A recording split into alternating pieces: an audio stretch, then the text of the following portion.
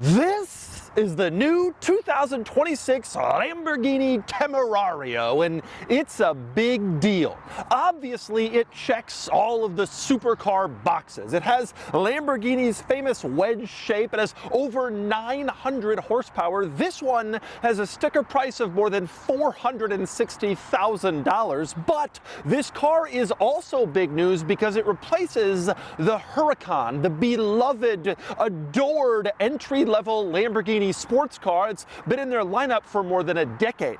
Today, I'm going to review the new Temerario to see if it's a worthy replacement, and I'll show you all of its quirks and features.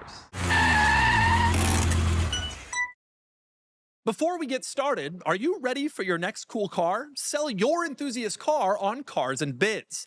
Trading in your car to dealers means you aren't getting market value for your car, leaving you with less cash for your next fun car. Just look at our recent sales of these cool cars compared to current trade-in value. This is a trade-in offer, and this was the Cars and Bids result. This is a trade-in offer, and this was the Cars and Bids result. This is the trade-in offer, and this is the Cars and Bids result. Get started now on carsandbids.com. Sell on Cars and Bids and join the best community to sell your enthusiast car. All right, time for the quirks and features of the Temerario, and let's start with the basics. This car, like I said, replaces the Huracan as the entry-level sports car in Lamborghini's lineup. It's a big deal. The Huracan came out more than a decade ago. It spawned a bunch of different versions, an off-road model, lightweight stuff. Everybody loved it, and now it's replaced. Although I should say, there's not really anything entry-level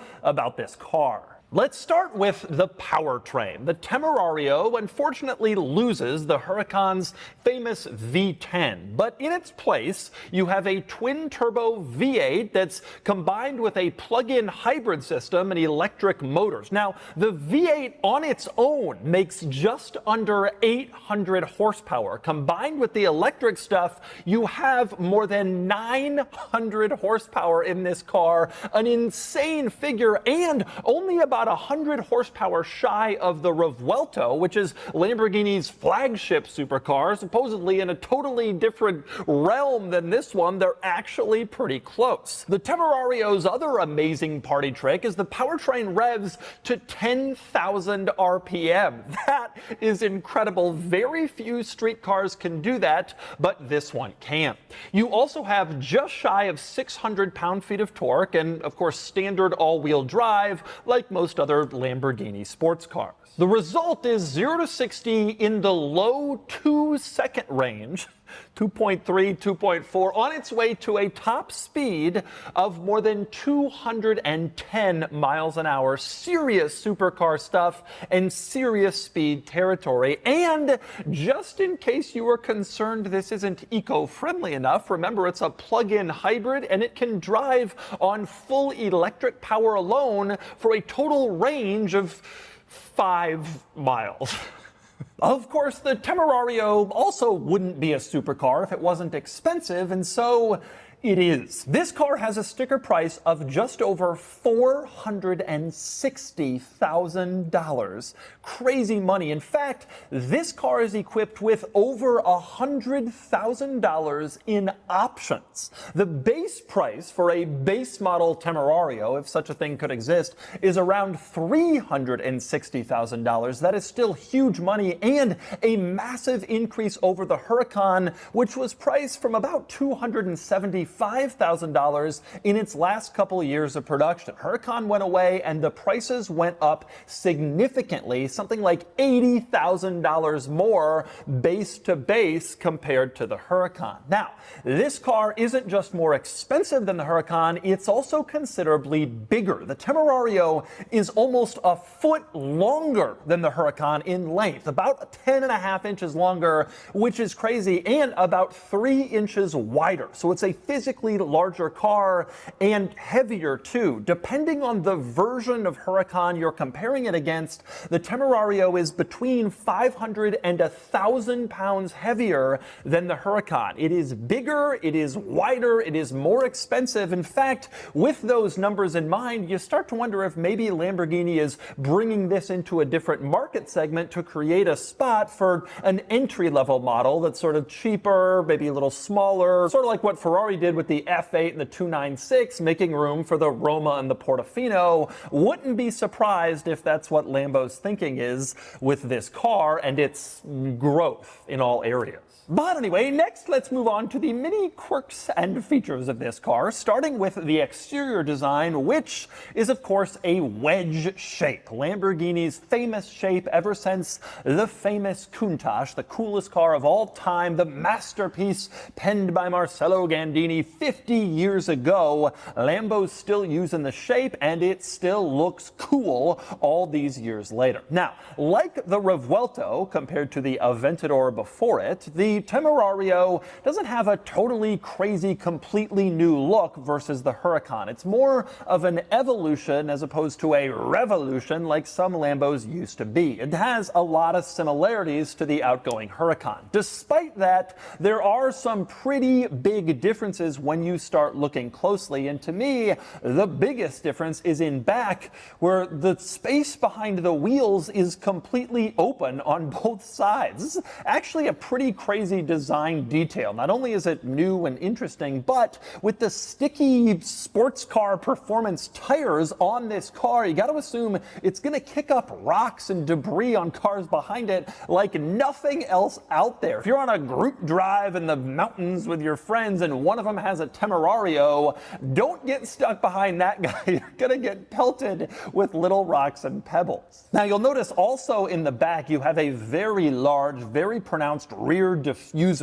Very aggressive design that really gives this car that supercar look even directly from the back. You also have a very high mounted central positioned exhaust back here. It's sort of the focal point of the rear of the car, and of course a massive V8 that revs to 10,000 RPM. It sounds pretty cool. Take a listen.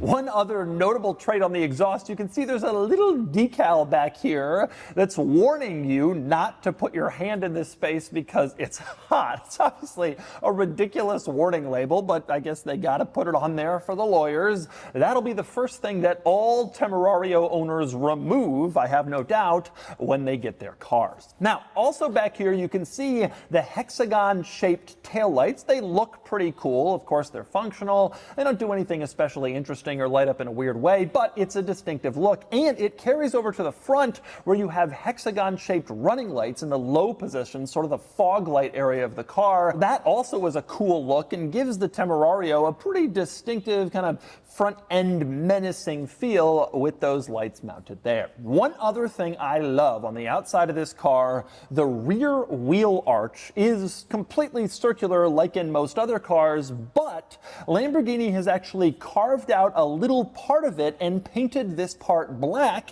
in order to give the appearance that the wheel arch has a different shape. And that shape is the one that old school Lambos used to have. Back in the day, Gandini's designs always had sort of more of a tilted oval rear wheel arch. You can see it on the Countach and other Lambos. The Diablo had it, and other Gandini designs did too. It was kind of his signature piece, and they've replicated it here. Even though it's just a circular wheel arch, they've given it the appearance of that Gandini shape, kind of a throwback to old school traditional Lambo, which is pretty cool. And speaking of old school traditional Lambo, here's something great. A lot of people say that Lamborghini these days is all Audi. It's all the Volkswagen group, which is Lamborghini's owner, and the Italian soul of the old Lamborghinis is gone. And certainly there is some truth to that. The cars are more high-tech than before, the production standards are different, but I can assure you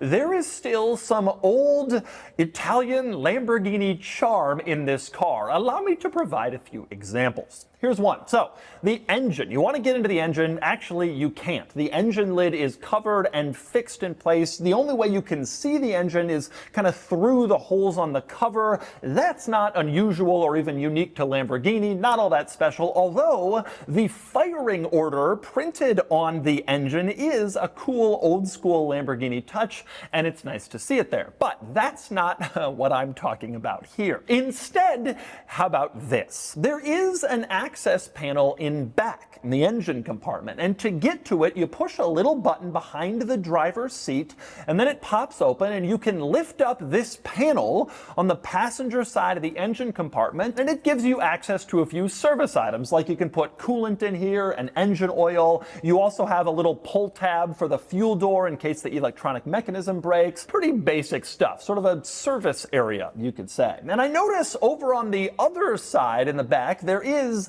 an identically shaped panel that has a cutout. Clearly it opens up, and I'm thinking, how does this thing open? I'm pawing around the car trying to find the latch. I can't find it anywhere. I'm stumped, and I rarely get stumped with cars because I spend so much time pushing every button and pulling every switch I can't figure it out. So I consult the trusty owner's manual, and I discover that the procedure for opening the engine compartment is located on page 69. You can see it here in the table of contents. So I go to page 69, and indeed it's listed opening the engine compartment, but that's not actually what's described on this page. This is all about unlocking the doors and opening the doors. And so you flip all throughout the rest of the pages in this section, and in fact, none of them relate to opening the engine compartment at all. It's printed there in the table of contents, it's printed on that page, but it doesn't actually cover that topic. Now, if you go a few pages earlier in the owner's manual, there is a section with tips on how to safely transport your pet. But if you want to open up the engine compartment, well, that's not actually in the section that it is entitled Opening the Engine Compartment. So the mystery deepens. How do you open this spot? I flip through the rest of the owner's manual and I finally discover on page 385 an explanation. The part that I opened in the back does open. The other part is locked in place and only accessible to the dealer. And in true Lamborghini old school Italian fashion, that explanation was only 320 pages after it said it would be in the owner's manual. There's more than just that though. Old school Lambo charm. When you first start the car and the engine is warming up, a warning message displays telling you that engine performance is limited, but look closely, they've spelled performance wrong. Engine performance is limited. And how about this? Lamborghini sent me this car for a few days to review and make a video. It shows up at my house and I discover that there is no license plate or registration documents at all of any kind. In back, where the license plate should be, there's just a plaque that says Temerario. They figured that'll do. In all my years of getting press cars from all the automakers, it says never happened before, ever. Ah, Lamborghini. The old school Italian charm is definitely still lurking in there in a few places. But anyway, on to the rest of the quirks and features. Let's start with the key, which is pretty cool. Obviously, it's just an Audi key, but kudos to Lambo for changing it and making it cooler. It has a different shape. You can see the button open the front trunk actually has an image of a Lamborghini on it instead of just a generic car, which is pretty cool. And I like how the Lamborghini logo is actually a button that you can use to press and open it up and reveal the actual physical key that's hidden inside. It's kind of neat. But use the key to unlock the doors and climb inside, and you can see this interior is just plain cool. There is a lot of excitement in this interior, a lot of visual drama and aggressiveness all throughout the dashboard, the door panels, a lot of sharp angles and close edges. It's a very cool, very excessively designed place to spend time. It matches the exterior of the car, which which frankly it should. I get into a lot of cool looking cars that have boring interiors. That is not the case here. As an example, in a Temerario, you don't just get central climate vents, you get these, which look like the angry eyes of a movie villain behind a mask. And then below that, the infotainment screen looks like the giant gaping mouth opening that's going to destroy the whole planet. This thing is just plain cool everywhere you look. And beyond just the design, the style, there are many interesting and cool touches. For instance, starting the car isn't just a simple button. Instead, you flip up this red panel in order to access the start-stop button, and only from there can you actually press start and turn on the car, which is cool. Activating reverse is done with this handle in the center. As you can see, you lift it up to go into reverse, makes even that kind of benign process kind of cool, which is neat. You'll notice there's no button here for drive. You access that by just pressing the plus paddle, and then you go into your first forward gear and can move from there. Also cool controls on the door panel, the window switches. Not simple switches as you can see, but they're these like special interesting switches that you push down or up, and that's how you roll down the windows. Very different from boring stuff you'd get in a normal car. You can see those switches also have a place in the center console. The hazard lights and the fuel door are activated by similar switches that again add some drama and excitement to fairly boring tasks like opening the fuel door. Well, here it is controlled by a very cool switch. But when it comes to controls, probably the most impressive part of this car is the steering wheel, which really is pretty insane. So you look on the steering wheel and you can count just regular standard buttons. There are 12 of them, including the turn signals, which are not on a stalk like every other car. Instead, these left and right arrows are the turn signals in the Temerario, and to turn them off, you press a button marked off in the center. 12 dedicated buttons. But that's not all. You look around here, you'll notice there are 4 separate dials mounted on the steering wheel as well, and each of those dials has a button in the center that has another function. So now you're up to 16 buttons and 4 dials. As for what they do, upper left dial, the red one, that changes your drive mode. Lower left is your axle lifter, or you can twist the dial around it for suspension stiffness. The upper right dial controls your EV drive mode, and you can see there are little horns on the letter E to signify the Lamborghini Bull logo, making sure that you know even EV mode is cool and bullish. Finally, the bottom right, this dial controls your drift mode. Yes, this car offers a drift mode that I guess optimizes power delivery in order to enhance drifting, and that's controllable there. But the steering wheel controls go even further. On the back side of the steering wheel, there are even more buttons. On the right side to control your stereo, volume, track, etc. On the left side to control some of the information displays that you see on the gauge cluster screen. There are 4 more buttons on each side behind the steering wheel, bringing the total number of steering wheel controls to 26 individual buttons, 4 dials, and I'm not even including the shift paddles in that, since they're technically mounted on the column, although right behind the steering wheel. The theory here with all of these controls is to make sure the driver has access to everything they need right at their fingertips, so when you're going top speed, you don't have to be reaching into the center console or messing with the center screen. Instead, it's all right here within easy reach. You keep your hands on the steering wheel. Now, that theory also fits in with the gauge cluster, which you can see is a full screen gauge cluster directly behind the steering wheel, and it is cool. For one thing, I love how the gauge cluster display is so closely linked to the drive mode. There's basically a completely different display depending on what drive mode you're in. And I love the fact that the Strada drive mode includes the old school Lamborghini S, the old school Lamborghini font borrowed directly from old Lamborghini models like my Countach, which has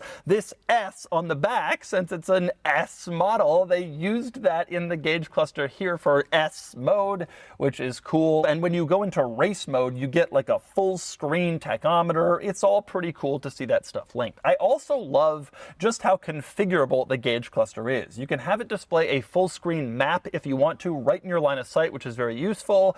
And you can change all of the information displays throughout the screen to show exactly what you want to see at any given moment. For your G-forces or your radio, whatever it is, it's all configurable, which is pretty cool. Now, as for the center screen, the central infotainment screen, I would say that it's merely fine. It's acceptable. It's intuitive, easy to use, but it's pretty slow to respond. As you can see, relatively slow to respond to my commands when I tap or touch it. It works, it does what it's supposed to, but it's not great. Although I would say it's pretty acceptable for an exotic car where the infotainment technology is very low on your list of priorities when you're getting a car like this. With that said, there are some things I really like about this infotainment screen. Chief among them is definitely the camera system, which is pretty good. You have a top-down camera, high-quality front and rear cameras. It's useful. For an exotic car, the sight lines aren't always great. They're often being moved around small spaces like collections or garages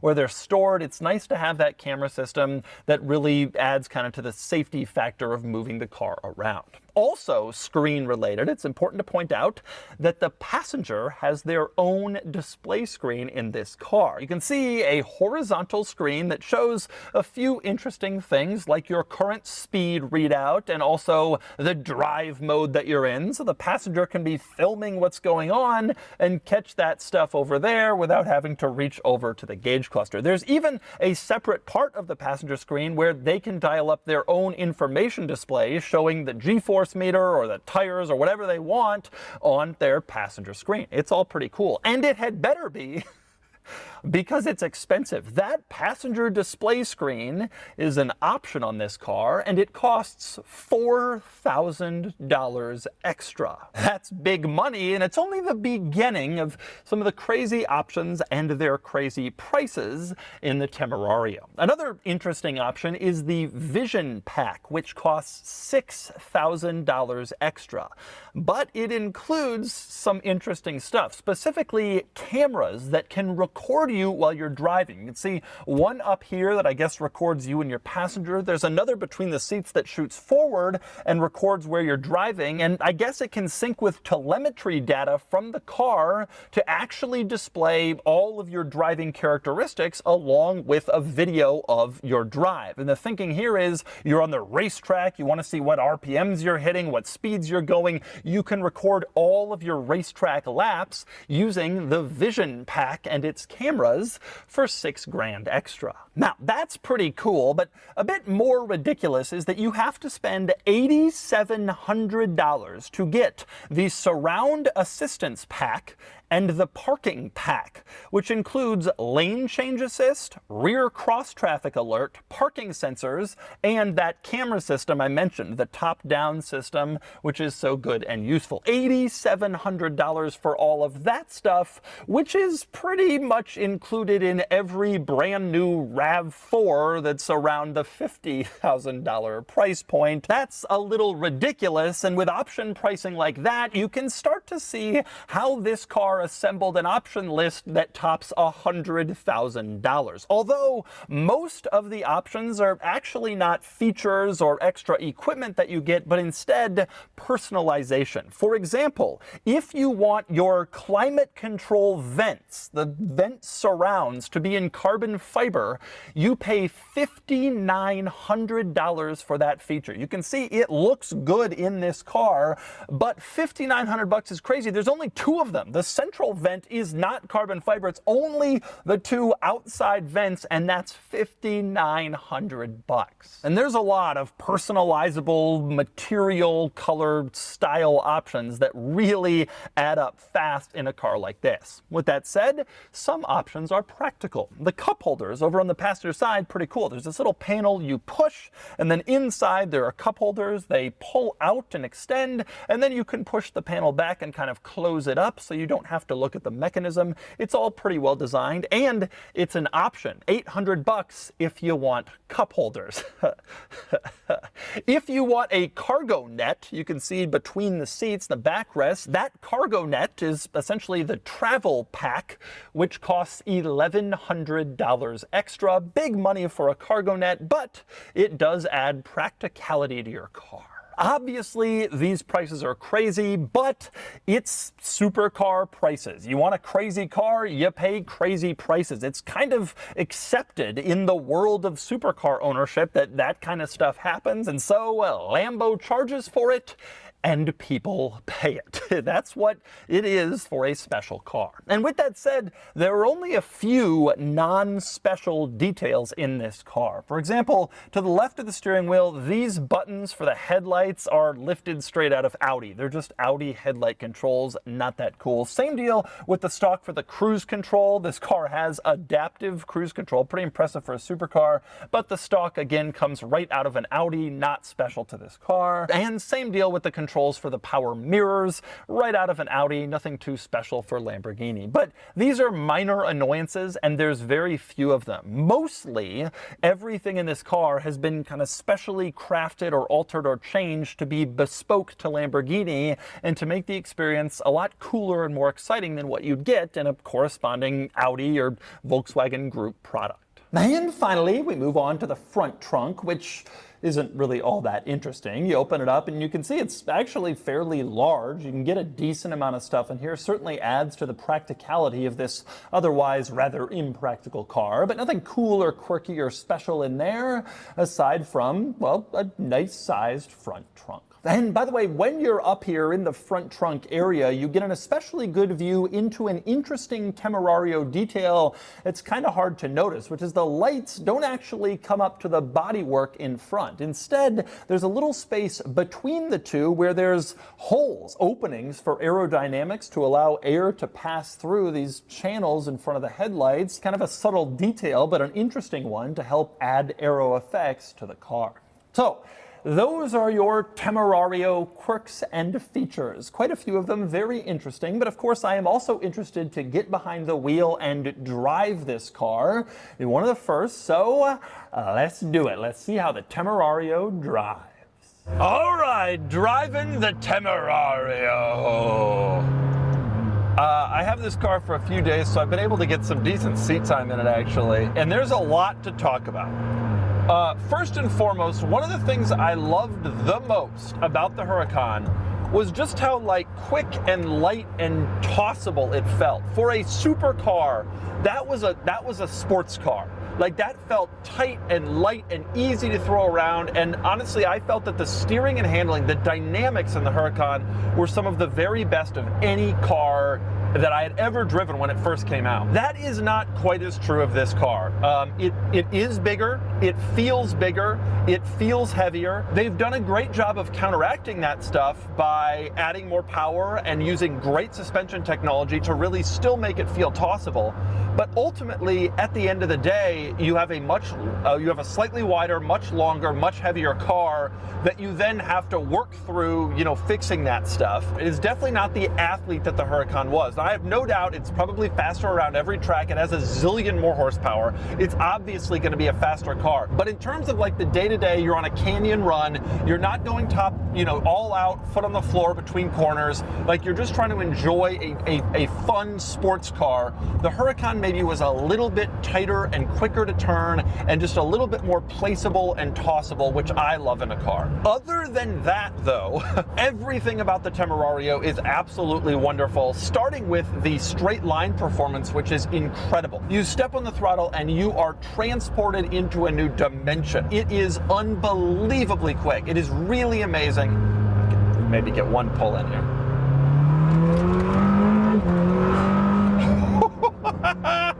That's about 2/3 throttle too. This car is just incredibly fast and good. The engine is also good. One of the big stories with this car is going to be, okay, they left the V10 and went for this plug-in hybrid V8. And enthusiasts always decry such things, but I have to say, when automakers do that right, and some brands have, not only can you not tell, but you don't care, and that is this car. It still sounds amazing. It sounds as raucous and muscly and aggressive as it ever has and as it always should. I don't really feel like you lose much in terms of sound or feel. I'm surprised by it because obviously I'm a V10 enthusiast, but I feel like this engine is good enough. It more than good enough. It is incredibly potent. It is incredibly powerful. It still has the same feel, the same like buzzy energy that you want from a big motor, you know, raucous, angry Lamborghini. In terms of usability, I'm surprised to discover it's just like Huracan. It's, you know, rough. I mean, this is a rough ride. The visibility is not amazing. All those things were true of Huracan. It still is, you know, usable if you want to use it and if you can put up with that stuff. Honestly, you know, I'm a Lambo guy. I've got a Countach, obviously. I've driven a ton of these Lambos now. I've driven every variation of the Huracan. I've driven Revuelto, etc. This car really, really knocks it out of the park in terms of the continuing the Lambo heritage. You start to worry, you get into this modern era, you start to worry about plug-in hybrids and you know, electric and all that stuff, which is in some supercars has really taken them a turn for the worse, but that's not the situation here. I will say, in comparison with Revuelto, it is definitely interesting. You're down only a little bit of power, you're down only a little bit of performance compared to Revuelto. The styling is almost as striking, and obviously it's a lot cheaper. The corollary is Ferrari with the 296 and the SF90. The 296 is such a good car that it really makes you question whether it's worth spending the money for the SF90, and honestly, I think it isn't. In this case, the Revuelto is still so special, and it still has the big engine,